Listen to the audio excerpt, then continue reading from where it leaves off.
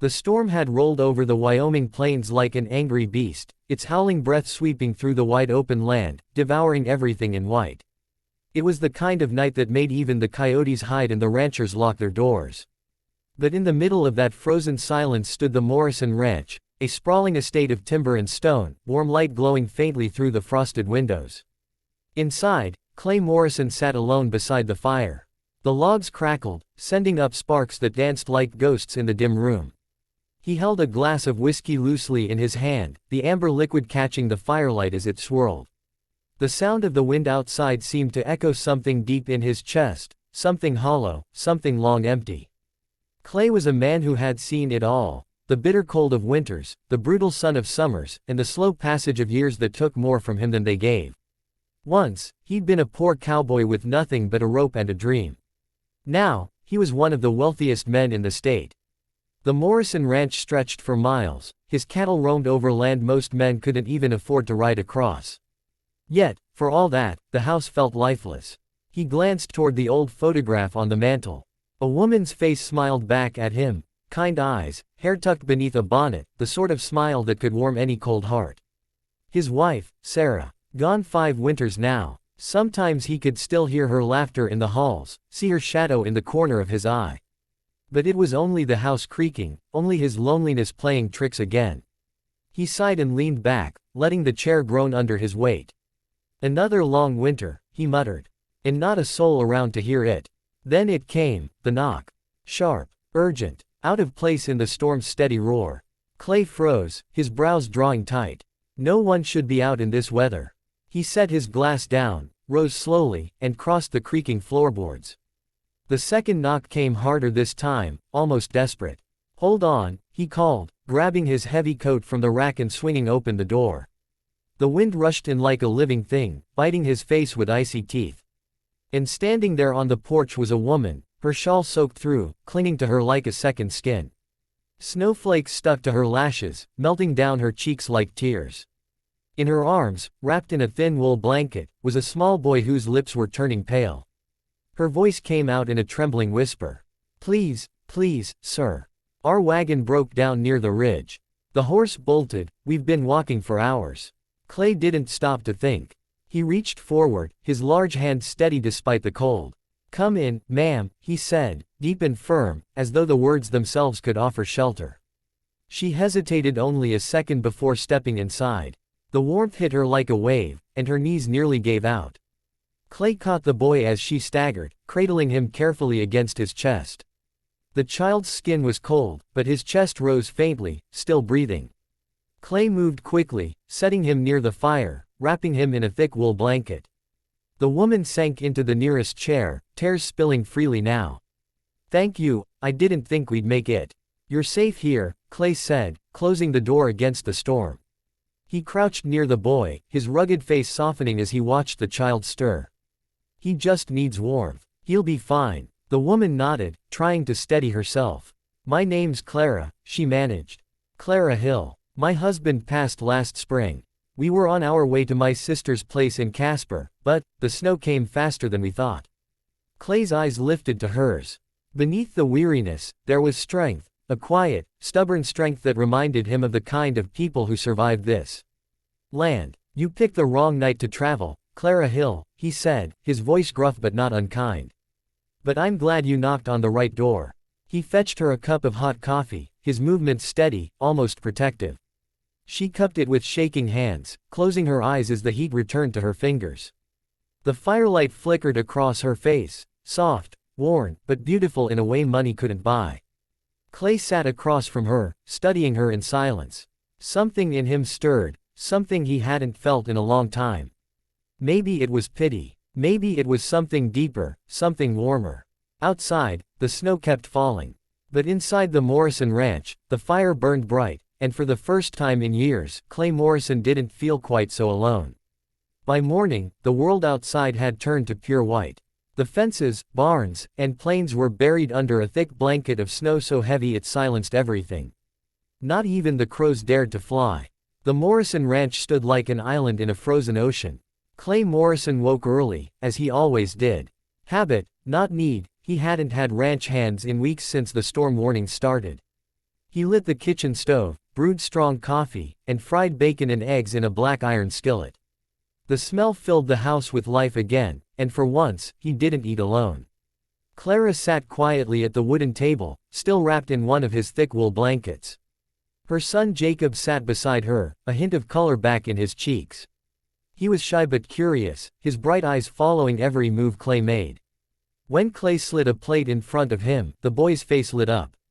"Go on," Clay said, a faint smile tugging his lips. "You'll need it if you're planning to help me feed the horses later." Jacob grinned, and for the first time since she'd arrived, Clara smiled too, a small, tired smile, but real. Over the next few days, the storm refused to let up. Roads were buried, the ranch completely cut off from the nearest town. But inside, life began to settle into a quiet rhythm. Clara insisted on helping wherever she could, washing dishes, mending Clay's worn shirts, even tending the fire. She moved with the grace of someone used to working hard, and though Clay offered to do things himself, she always shook her head. "I'm not one to sit idle, Mr. Morrison," she said once with a firm but gentle tone. "Then you fit right in," he replied, tipping his hat slightly as he left for the barn. It became their pattern, Clay working outside, Clara keeping the house warm and Jacob entertained. In the evenings, they'd gather near the fire. Sometimes Jacob would fall asleep with Duke, Clay's old border collie, curled beside him. The sight made Clay chuckle quietly, a sound that felt foreign in his own mouth.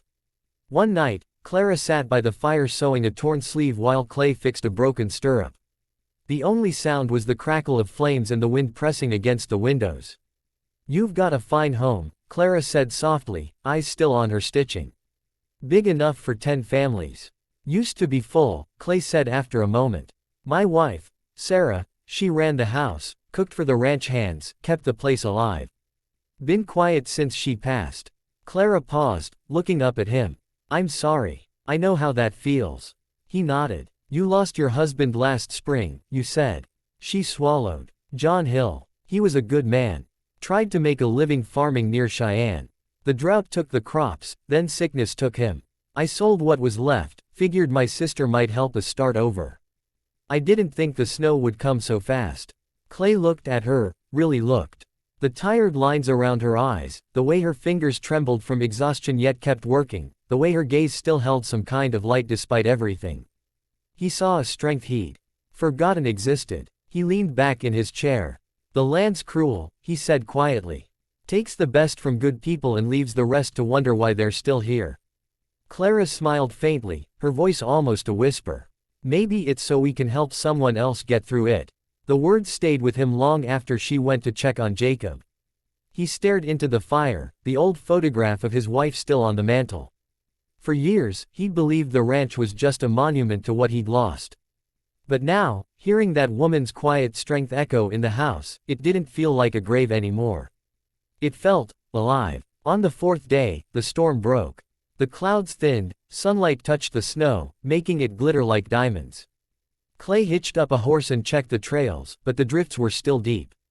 It could be days before they could travel safely. When he came back, he found Clara humming softly as she mended Jacob's coat by the window. "That song," he said. "Sarah used to hum it too." Clara looked up, surprised. "It's an old church tune. I didn't think anyone remembered it." "Some things stick," he said, his voice rough. They shared a long look, quiet, meaningful, and full of something neither dared name. That night, after supper, Clara stood by the fire while Jacob slept on the couch. The firelight softened her face, turning her eyes to amber. "You've done so much for us," she said. "We'll be gone as soon as the road's clear." Clay stared into the flames. "You don't owe me a thing," he said, his voice steady but low. "But there's no rush. Snow's thick, and the world outside's colder than it looks." Her smile flickered, small but warm. "You talk like a man who knows cold well." He chuckled softly, eyes still on the fire. "I know it better than I know people. But maybe that's Chong'an." And for the first time in 5 long winters, Clay Morrison didn't dread the silence.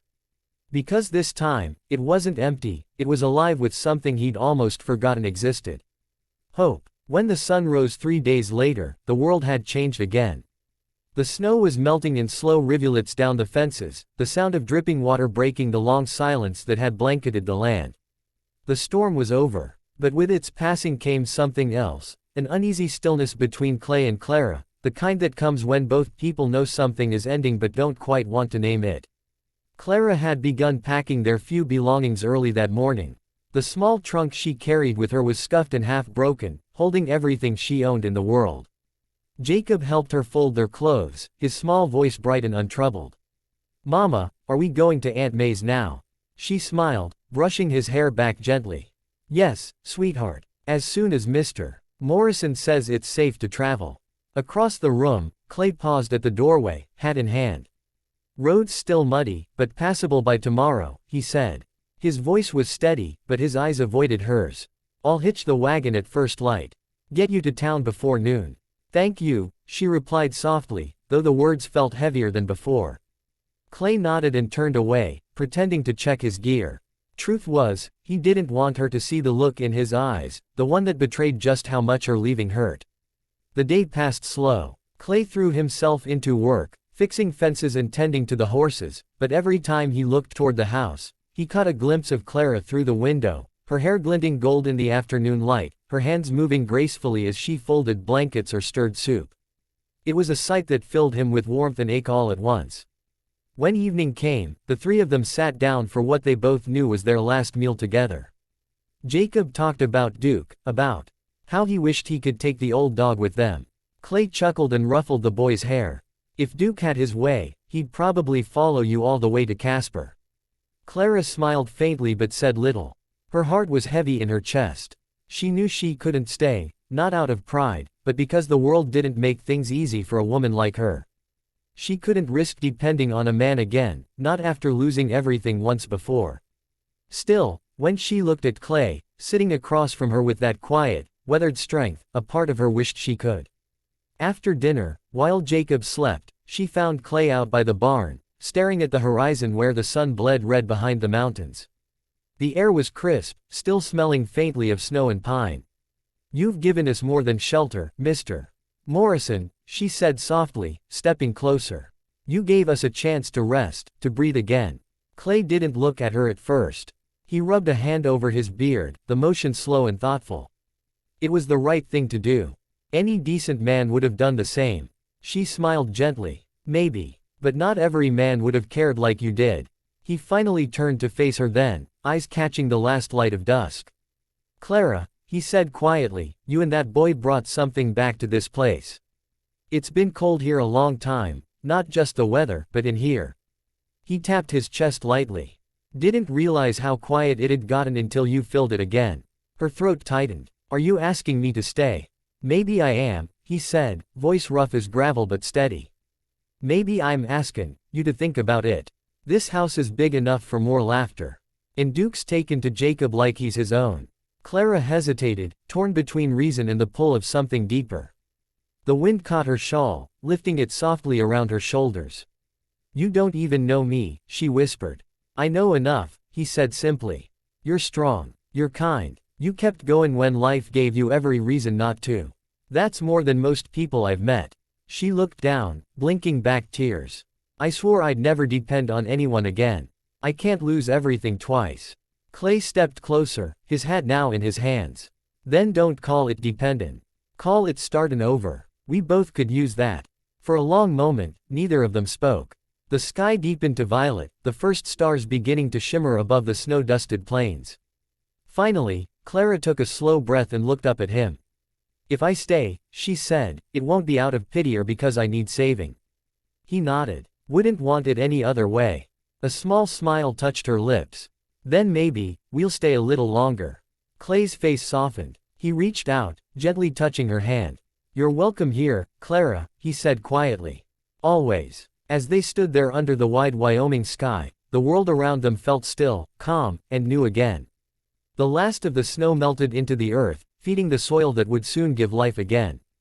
Inside the house, Duke stirred and barked softly, as if sensing that something good had begun. For the first time in years, Clay Morrison felt the weight in his chest lift. The house was no longer just timber and stone, it was a home again. And though the winter would come again, this time he wouldn't face it alone.